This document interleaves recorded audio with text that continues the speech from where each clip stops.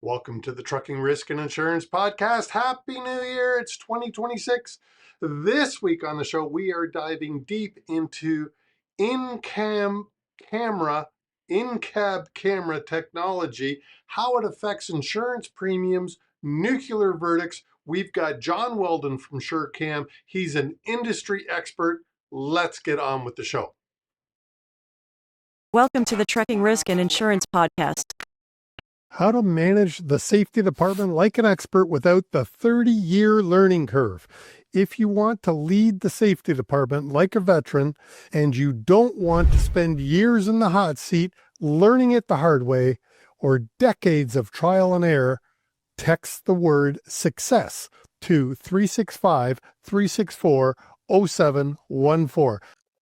Hey, John, welcome to the Trucking Risk and Insurance Podcast. Can you take just a second and introduce yourself, please?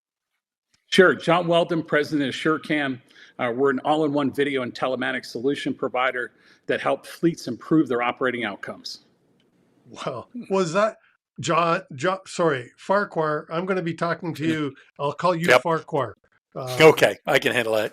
Just because we got two Johns on the show, so I'll address my friend by his last name so that our guest I'm more polite to.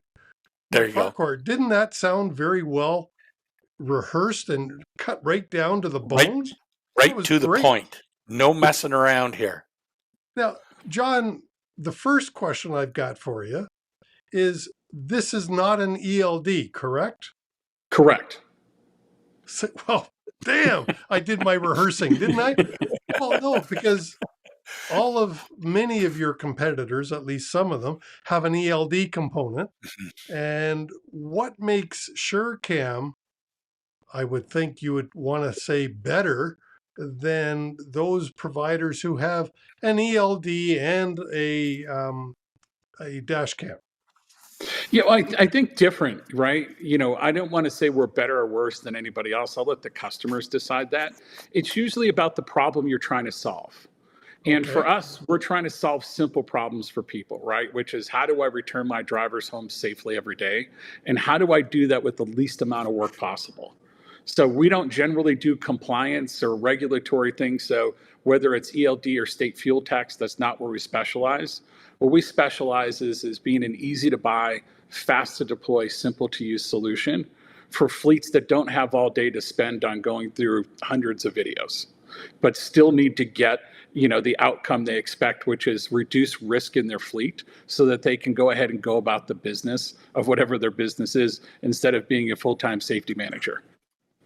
Wonderful. And sorry, for those people who are watching, before we started, I said, John, we got to put some, send me some stuff for the show notes. And I forgot, by the way, I signed up. I'm now an affiliate of SureCam because of the research I did. So I know what link I'm putting in the show notes, John. We're happy to have you. All those leads are welcome. All right. Hey, telematics. So let me read this to you, and then you can respond. Telematics have been the standard in fleets for for a long time. What's the strength of telematics, the telematic only safety scores, and where do they fall short? Yeah, so I came from the telematics only business, right? I've been in this space 20 years before video even started, and there's a lot of goodness that can come out of telematics, right? But from my perspective, telematics is only one of three perspectives that make a great solution. It's the vehicle perspective. So it'll tell you exactly how the vehicle was driven. Was it speeding? Did it harsh brake? Did it engage in unsafe G-force cornering, right? What was the gear position? Did we brake? All of those good things are super valuable to give you proxies for what's going on. So I would say, those things are very well defined. They've been out there a long period of time, and they certainly generate some value. What I would say is it's one of three legs of a stool. What you don't get is you don't get what the driver was doing. Were they distracted? Were they eating and drinking and things like that? And then you don't get what is going on in the surrounding environment. As you can imagine, ADAS gives you that forward view to see what the other vehicles are doing, what the road conditions are. Did something unexpected happen? So I would say that telematics is great as far as it goes, but we have other technologies that are available today that give us different perspectives that provide context. If you think of telematics as data, think of video as context. And one of the things that when I was looking up SureCam and getting ready and decided to become an affiliate actually was the fact that it's not just a forward facing dash cam. Tell us Correct. more about that, about the context. So it has a full product line of products. So, what we pride ourselves on is crafting a flexible solution that can be tailored to how the fleet wants to operate. A lot of times companies like mine make a decision as to how you should operate your fleet. You have to do this, you have to do that. In my experience, there's a lot of very sophisticated trucking operations out there that if they needed my help, it was 10 years ago. It's not today on how to run their business, right? Yeah. So to your point, we have a forward-only dash cam. So for those people who have union issues or workers' councils and they're concerned about driver privacy, they can at least get what's going on through the camera facing the road. We also have what we call a dual camera, which will give you both the outward perspective of what's going on in the road and the driver-facing perspective on what's going on in the cab. And then there's the third piece that we have, which is a series of what we call our 360-degree viewer vantage portfolio, which can tell you externally mirror mounts, backup mounts, cargo mounts, anything where you can see the cargo, the surrounding area, and give you sort of a holistic perspective of what's going on in and around the vehicle. And I'll tell you, that's the one that caught my attention the most because stuff happens around a truck. It's not just what you see looking forward. That driver isn't looking forward, I hope, 100% of the time because they're supposed to be scanning their mirrors and looking around at the other parts. And your solution offers that vantage point to people like myself who are looking at the history, unfortunately, typically of a crash or of a near miss situation, but I want to see the history. What happened seconds before the situation arose? Yes. That's what impressed the hell out of me with SureCam. Well, thank you. I appreciate that. I think the one thing that we also underestimate is how many of the incidents with the vehicle are related to the surrounding environment, right? So what did somebody else do? And a lot of times we use video. Let's face it, professional truck drivers by and large are really good at what they do. Yeah. It's the rest of us around them that drive like maniacs, that drive distracted, right? And so we're, guys like us are what they need to watch out for. But there's other things that happen all the time that are low speed accidents, right? Can we prevent somebody from backing into a pole they didn't see or hitting a vehicle that's not parked properly or an impediment that they weren't expecting there? So not only the context in an accident, but just day-to-day driving are these simple aids that we can do to make the driver's perspective different, where they can see something in a video tablet in the cab that gives them a little bit better chance of operating the vehicle safely.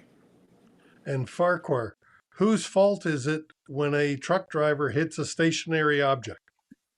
Well, Jesus, let me think. Is this a skill testing question? But yeah, usually the driver, the operator of the vehicle, is going to be in trouble very quickly. Yeah, I tell you, it's just sorry, John. It drives me crazy how many stationary objects we hit, and the truck drivers typically, many of them, or at least some of them, go, "But it wasn't my fault." Yeah. Yeah, I would say that, video overall for me is just a great tool as a safety net for folks, right? You never know what's going on in somebody's life. If they have a sick relative, if they're having marriage problems, if they're, let's face it, it's not the easiest economy some days to get going in.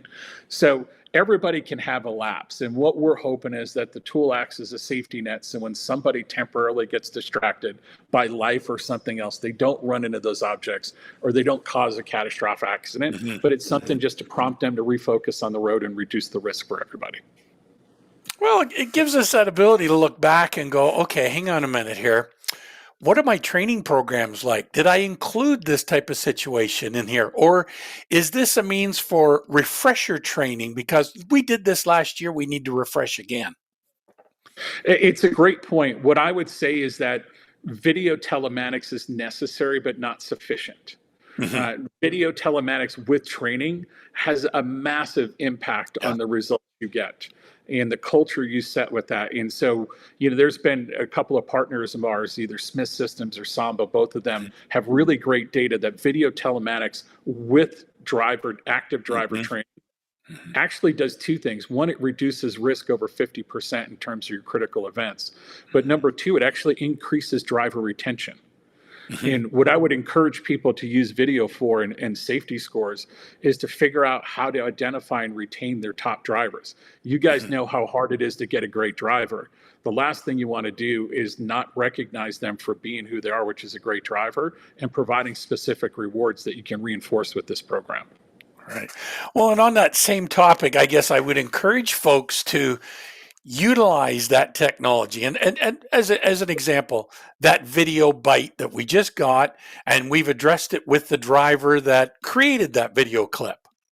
However, we need to share that information with all the drivers in the fleet, because the problem is this guy didn't know what he didn't know and caused this incident. So how many more are going to have the same problem, where we could implement corrective actions and apply a preventable approach, utilizing that incident as a lost learning opportunity? 100%. I mean, that would put you at the forefront of how fleets use this, but that is our hope. You asked what's the hope for AI moving forward, is to make recommendations about what we should do next so that we can reduce the risk. I always think of safety risk a little bit like a heart attack, right? If you have high blood pressure, you're overweight, you have diabetes, your risk of a heart attack goes up, right? Yep. And if you're on the phone, if you're not paying attention to the road and you're speeding, then your risk of a catastrophic accident goes up, right? So how is it that we can gently remind people in the cab to go ahead and intervene real time to reduce that risk? But more importantly, that's a little bit the difference between exercise and surgery. That's a little bit like surgery. The events happen. We're trying to take a quick corrective action. Right. Training is like exercise, right? If you get to them before the incident occurs, then it lowers those risk factors for folks, and it makes a more pleasant exchange between the fleet and the driver about what their best interests are. I mean, at the end of the day, this technology is designed for one reason and one reason only. For every driver that gets in the truck at the beginning of the day, we'd like them to return home at the end of the day. Well, and you've got to have the right culture in the organization to buy into everything as well. I'll use a really sad example. I worked with a client in my past here who had the telematics set up through the video camera, through the speed engagement and whatnot. And every time a driver exceeded a certain speed threshold, there'd be a little beeping in the cab. Well, the drivers started to complain about the beeping sound, so he turned it off. Well, there's an easy way to get the beeping to stop: quick speeding. Exactly, but that's not what the drivers wanted. Yeah, fair enough. So I would say this. You mentioned an important point here. There's a culture that needs to go along with these programs, right? And the best fleets actually talk to their drivers about what the system is and isn't designed to do. And one of the best things I've heard is a driver's bill of rights, where they actually tell them, this is what we're going to use the video for. Here's how long we're going to keep it. Here are the privacy rules of what we're not ever going to do, and we'll never violate your trust with this. And so that driver's bill of rights to me was something that was super interesting. Cool. And we try and share with our customers about, it's not all one way, right? In order for this to work, there needs to be compromise. And the best fleets tell people why they're putting it in, what they expect it to do. And more importantly, and this is why I got to driver incentives and retention, is we don't always want to remind them when they've done something poorly. One of my customers said, we have a mobile app and we push these notifications out to the mobile app so when they have time, they can see the event, get context, give us feedback, and then the training is actually attached to it so that we can go ahead and remediate right away.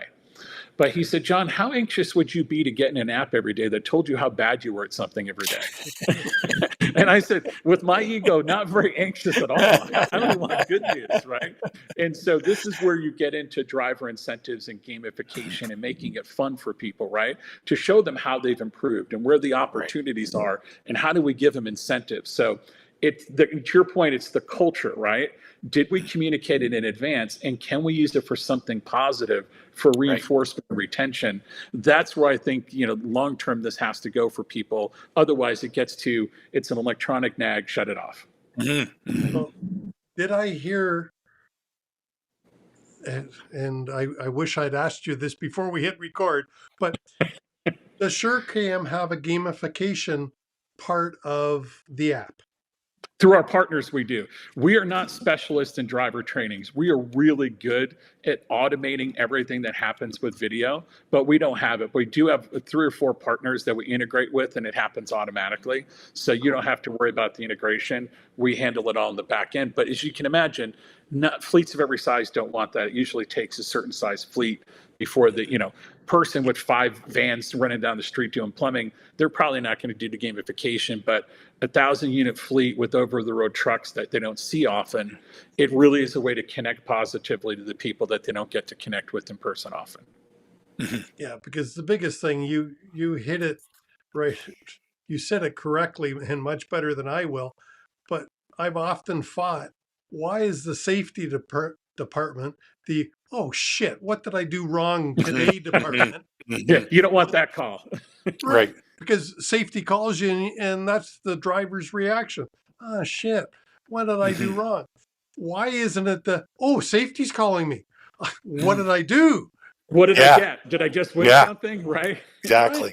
Here's the challenge. This is what we ran into as we go through this. We have a customer advisory council in the US and the UK of 6 to 10 customers that do this every day. And when you're developing products, sometimes you feel like you have all the solutions in the engineering department, and that's far from true. You want to get out with people who have to do this every day. And one of the things is I was talking to customers and understanding their frustrations with various systems they had in the past is video telematics is really good at describing the problem. These are the people that are doing the things you don't want with, here's the frequency they're doing it with, and here's the impact on your risk. If you integrate with training, now people are going to talk about coaching, and I'll treat that as a different thing. But training, first and foremost, solves the problem, right? When you can get to the underlying root cause of what's causing that driver to drive aggressively or to speed or things like that, that's when you see the big performance improvement. Now, what you have seen out there's some systems out there that are advocating AI-based coaching. And that's an interesting proposition to me because coaching, in my experience, I played a lot of sports growing up and had great coaches. It's a two-way endeavor. And I don't know how you get feedback and learn from that other person and feel empathy and describing it. So I think training is really good. I think AI-based coaching, it'd be interesting to see how it plays out. But the big precept for me in coaching is that you're listening to the other person and not just talking to them, so that you can take their whatever context they're giving you about what happened into account and give feedback on it. So is that where with SureCam that you've added AI to the dash camera? Is that what you're kind of So the AI's in sort of multiple spots. So everybody who's in our business, that's called video telematics, loads what we're calling AI models at the edge. So on the camera, there's logic that says, if I see you with an object in your hand for more than X amount of seconds, I'm going to trigger an alert, right? And then I'm going to send that alert to somebody to do something about. That's sort of the basics. Now, people with really good systems have a way to automate stuff. So to us, the best alert you can have is the one you never get. Yeah. So if you pick up a phone in the cab, we do something called nudging where it says cell phone use detected, right? And it gives you 5 seconds to put the phone down. We're not in the business of generating alerts. We're in the business of improving outcomes. The best outcome is they put down the phone or they increase the following distance or they refocus on the road. So we actually track these nudges for you. We don't count them against the driver at all because it's real-time intervention and we've reduced the risk real-time. That's perfect. Right. But what we do say to the fleet manager is, hey, the value of you putting in video telematics is 10,000 times this month we had drivers put down the phone. 15,000 times they increased following distance, or they stopped eating or drinking, or they were fatigued and they pulled over. We're the only system that I know of that actually quantifies the risk that we've improved real time for you by monitoring them. The second thing you want to do is, we talked about this, I think, a little bit in the beginning, is there's alert fatigue, right? So you talked about the buzzing in the cab, right? You can imagine if there's a 50-unit fleet, and they have 9 models running, eating, drinking, seatbelt use, speeding, cell phone use, fatigue, you name it. They all go off once a day, which is a pretty low bar, to be honest, right? That's 450 alerts. If it takes you a minute per alert, which again is very conservative, to watch it and action it, that's 450 alerts you have to deal with a day. That's a full-time job. That's 7.5 hours. Yeah. Okay. So, and that's per 50 vehicles. So Right. now what do you do for this? The best systems actually give you a set of business rules. And so what we do is we give you a threshold. You may not want to know the first couple of times somebody does eating or drinking, but the third time it's like, come on, right? So a lot of systems out there, this is not unique to us, have a minimum threshold where they do it a couple of times and the third time it's becoming a habit. Let's break the habit. Right. Right. The thing that we do that helps get rid of, another 20 to 30% of alerts. So nudges will get rid of half that you could get. Another 20, 30% is min plus max. If somebody's speeding all day long and they've got 10 speeding events, do you need 10 separate alerts? After the second one, you sort of get, hey, John's a menace on the road. I'm going to have to coach him. I'm going to put it in your safety score so it doesn't get missed in terms of their overall risk. But I don't need 10 separate alerts to say John was speeding. The first 2 or 3 are sufficient, right? So that's how we reduce it. And then the next thing is the automation we built around it. So lots of systems are only there to tell you how good the camera is and how many alerts they can generate. Really what we want to focus on is time. The only thing worse than not having a camera is having a camera that generates a whole bunch of alerts that you don't action. So you have this giant video library of discovery for when you get in an accident to say you knew John was hell on wheels on the road and choose to do nothing about it. So therefore, we're going to penalize you disproportionately. Right. What we've built in is some business processes that allow you to auto remediate and auto escalate. So we link to content that says if it's a first speeding offense, you're going to get this content pushed to your device. And then after you take the training, if you get a second event, it goes ahead and gives you another course. After the third event, it may call you in for a safety meeting. But this way you can coach every event that matters automatically. So auto remediation, auto escalation, and there's no event that goes uncoached that you don't want it to or untrained that you don't want it to. And so that's the power of these systems, is being able to go ahead and give the power back to the fleets of giving everything they want to coach, but without having to add an army of people to deal with all the avalanche of alerts. How do we reduce the noise, right? So that we can hear the signal of what's coming through. Well, you know what? And it's very interesting because I love what I'm hearing. And I keep reflecting back on some past clients of how they've been so archaic in this view. And sadly, there's still people out there doing it in this archaic fashion. It's like, yep, I put dash cameras in. Yep, I got AI giving me alerts. And it's like, well, why? Why are you not doing in-cab coaching or something to share the information back? Oh, because drivers don't listen to that anyway. So what they've done is they've set up a crew of people that monitor the alerts in-house, and then they turn around and call the driver each time there's an issue. And I'm like, you're creating a bigger problem and you're not influencing a positive change in behavior. You're just using, the old stick method to go, don't do this anymore, don't do this anymore, rather than providing information that could coach that person to avoid that behavior and change that behavior on their own. 100% right. I mean, you hit on the nail on the head earlier, which is what kind of culture do you want to establish with this technology? If it's something of cooperation, if it's something of incentives and rewards and celebration, right? It turns the paradigm around for people. Instead of, to your point, if it's constantly the stick, it's going to become noise. And the other thing is that if you turn on all these models all the time, right? If everything's important, nothing's important.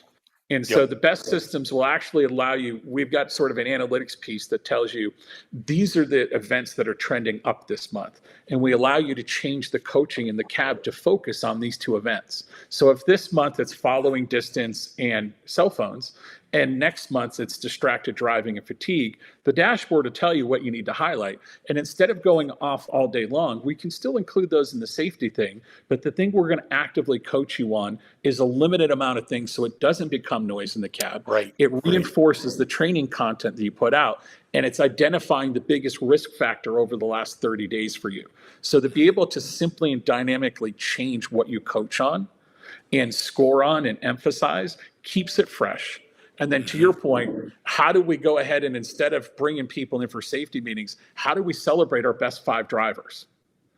How do we give a reward that says everybody with the score over 90 gets something, right? They get time off, they get an incentive, they get recognition, what have you. It all is a matter of how you set it up culturally and how you plan on using it. And if you take a little bit of time at the beginning to communicate this and involve your drivers and why you're doing it, what you're doing, and then telling them how their lives are going to be better with this, because you're going to get incentives, you're going to get recognition, you're going to get this. Now they're engaged, and if you do it in teams, I found people do it in teams. Drivers coach each other. We had a telecom customer. We had a telecom customer, and they started everybody out at 100 points, not 0. And they said, we have people that go around, and if you have your vehicle chalked and you have a cone behind it and you've got a flag out, we're going to add positive points to your score. But when they would go around and people on their team got dinged down, Jim would go to Paul, what the hell? Put your cone out. You're killing me. We're winning the group pool here, right? Yeah. So having the drivers use it amongst themselves to go ahead and have a little competition, a little fun. We've had people do Final Four brackets before, where they put all their drivers in teams, and then the safety scores they advanced in the round during the Final Four, or they would do a playoff bracket for football or something else, but something where they could make it fun, have people team up, and have safety be a different conversation where it was fun and it was competition and there was leaderboards, instead of constantly, to your point, being a penalty for people all the time. Yes. I mean, as we wrap this up, I heard a couple of really key things. I think you said it so nicely, but the privacy policy, where you tell the drivers how you're going to use this information. And it should be pretty private, that it's not made for YouTube, all the dash cameras. And the other thing that I heard is you're able to reward the positive drivers, and not just, as John said, use the carrot or the carrot and the stick. You're using the carrot on the positive drivers, and yes, you can still use the stick on the ones that need improvement, but it's not just beating the drivers up all the time. 100%. I mean, it's all about how you go into it, as we talked about. So there's an opportunity here to foster a really good sense of cooperation between the fleet and the drivers, and celebrate the vast majority of the drivers that do an extraordinary job in avoiding all the risks that are on the road. But for the ones that do create the risk, there's a mechanism to deal with that as well. All right. So my last question to you, John, if I was to go out there and purchase SureCam as my dash camera of choice, does SureCam help me with some of these areas of setup, like how to set it up culturally and the privacy policy and things like that? Yeah, because there is a lot you can do on privacy. Depending on the type of fleet you have, it's really important. Number one, do you blur the face when you transmit the video, right? Nobody wants their image transmitted out there. If the video does get out, at least their face isn't on it. Number two is, from a privacy perspective, we have working hours, so it won't record before 8 or after 5 in the evening. Or you can imagine people take their vehicles home. They don't want their home in the video. So we geofence their house so that within a quarter mile of the house, the camera shuts down. So there's a lot of elegance to privacy, right? So yes, we do help you set it up. We do this hundreds of times a month. You may do it twice in your career or 3 times in your career. There's a lot you don't know. So we do recommend by segment best practices. As you can imagine, over-the-road trucking has different problems to solve than construction, has different problems to solve than field service. So yes, we do an onboarding with each customer that comes on, and we walk them through the options. The thing we try and get them to in the first week is just, how do you become an expert in seeing video, pulling video, and knowing what's going on? And then from there, how do you get the returns? What are the things in your fleet that we think are the levers you can pull to go ahead and have the greatest impact in the shortest period of time? So yes, onboarding is available for all the customers, or we have an AI tool that sits in there that helps you onboard. But most people like just to have some questions answered and know that there's a friendly face. So we do have US-based support, or in the UK, we have UK support. It's local. People like to talk to people a lot of times, just to get a quick answer to a question. We're here for them. And I think that's an awesome way to wrap up this interview. John Weldon of SureCam. And yes, there is an affiliate link down below. But we'll go there.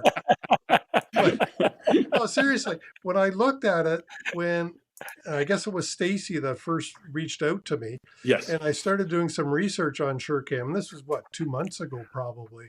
And then I talked to another gentleman at SureCam. I realized that, yeah, this is pretty sophisticated stuff. It is a higher level than what most companies are using right now. So I'm very happy to have you on the show and to spread the word out there about SureCam. And I would encourage the viewers and watchers to at least do some research Mhm. and look at it to see if it might be able to help you. John, thank you so Exactly. much for coming on the Trucking Risk and Insurance podcast. Yes, I thank enjoyed you. it tremendously. Look forward to hearing from you guys soon. What a great episode. Thanks so much, John Weldon from SureCam, for coming on the show. And when I was doing my research, as I said at the beginning, I was really impressed with this product. And so I signed up as an affiliate. So if you click on the link below, it is an affiliate link. John, thanks again for coming on the show. Farquhar and I appreciate it so much. Join us again next week on the Trucking Risk and Insurance podcast.